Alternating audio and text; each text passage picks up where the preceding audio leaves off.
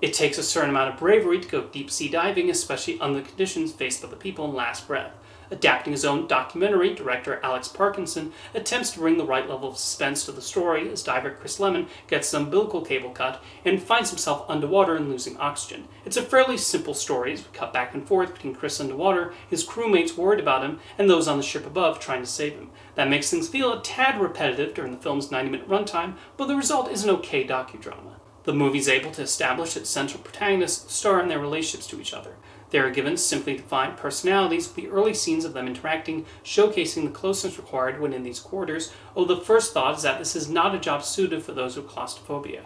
The actors turn in solid work, with Finn Cole bringing the required likability to Chris, while Simu Liu shows David's initial coldness and then gradual change over the course of the story. Woody Harrelson does not stretch too far from his usual on-screen persona, depicting Duncan's laid-back attitude along with his dedication to his work.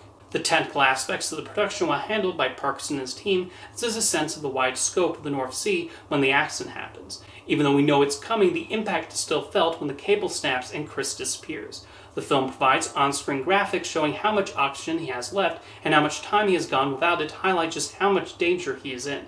At a certain point, the storytelling does fall into routine as we cut back and forth between the various participants. There's a long stretch where we're just watching the other characters slowly try to figure out what to do to save Chris. There are a few character moments between David and Duncan, including a flashback awkwardly edited into the film at one point without any build-up. A lot of the film at this point is mostly watching the ship crew above looking at monitors and acting nervous, although there is a sense of their need to rescue him.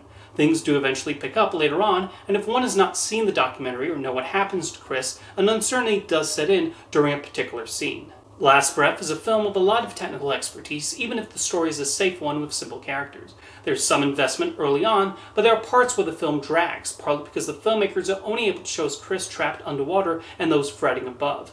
Nonetheless, it does show the perils that can come from the sort of job that most people probably don't even think about.